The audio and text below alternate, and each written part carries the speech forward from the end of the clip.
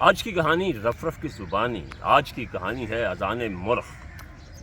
اب مرغ ایک ایسا پرندہ ہے جس کو پرندوں میں ایک خاص وصف اور فضیلت حاصل ہے، اور بالخصوص ہمارے اسلامی اقدار میں اس کی ایک خاص اہمیت ہے کہ وہ صبح آپ کو جلدی اٹھنے کی ترغیب دیتا ہے، اور اس صبح کی آواز جو وہ نکالتا ہے اس کو بانگ یا اذان بھی کہا جاتا ہے۔ اب ایک مرغ جو ہے اس کو ایک شخص لایا، اور اس نے لا کے اپنے اس مرغ سے کہا کہ میں تجھے کھانے کے لیے لایا ہوں، چھوڑنا نہیں ہے، میں نے تجھے کھانا ہے، لیکن تم اگر چاہو تو تمہاری زندگی کچھ دن بڑھ سکتی ہے۔ اب جان کسے پیاری نہیں ہوتی؟ تو اس نے کہا میرے آقا جو کہو گے میں کروں گا، صرف یہ ہے کہ میری زندگی کے دن بڑھ جائیں تو میرے لیے بہت خوشی کی بات ہوگی۔ اس نے کہا کہ سب سے پہلا کام تو یہ ہے کہ تم نے کل صبح سے اذان نہیں دینی، اگر تم نے اذان دی تو میں تمہیں ذبح کر کے کھا جاؤں گا، اس طرح تمہاری زندگی صرف ایک ہی دن بچے گی۔ اس نے کہا ٹھیک ہے۔ تو اگلے دن کیا ہوا کہ مرغ نے صبح ایک تو ساری رات مشکل میں گزاری کہ صبح میں اٹھا تو اٹھ کے کہیں ایسا نہ ہو کہ میں بے دہانی میں اذان دے دوں اور مارا جاؤں۔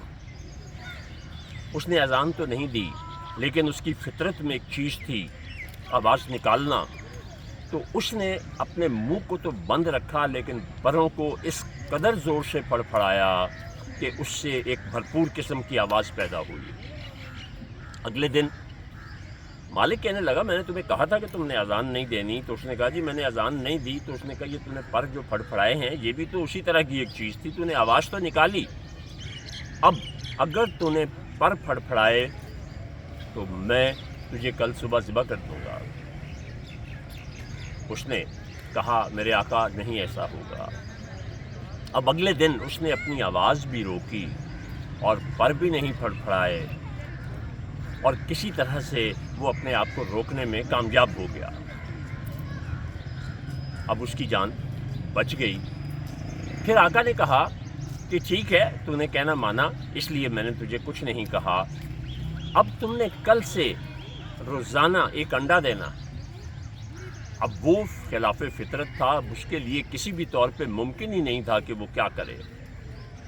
تو اب وہ مرغ جو ہے وہ پریشان اور انتہائی زیادہ رنجیدہ حالت میں بیٹھا ہے، تو کوئی دوسرا شخص وہاں سے گزرتا ہے تو اس سے پوچھتا ہے کہ تم اتنے پریشان کیوں بیٹھے ہو؟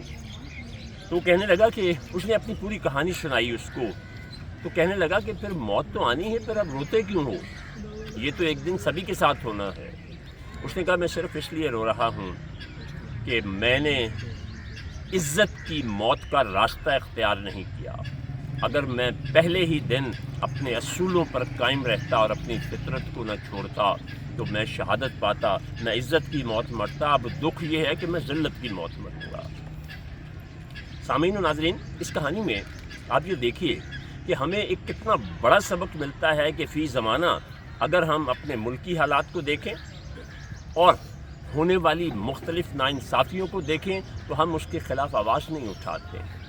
کسی بھی قسم کا ظلم جبر جب ہوتا ہے تو اس کے اوپر ہم نہیں آواز اٹھاتے ہیں، بلکہ ہر جگہ پر اپنے آپ کو روکنے کی کوشش کرتے ہیں۔ تو مت روکیے، کیونکہ گیدڑ کی 100 سالہ زندگی سے شیر کی صرف ایک دن کی زندگی بہت ارفع ہوتی ہے۔ بہت شکریہ۔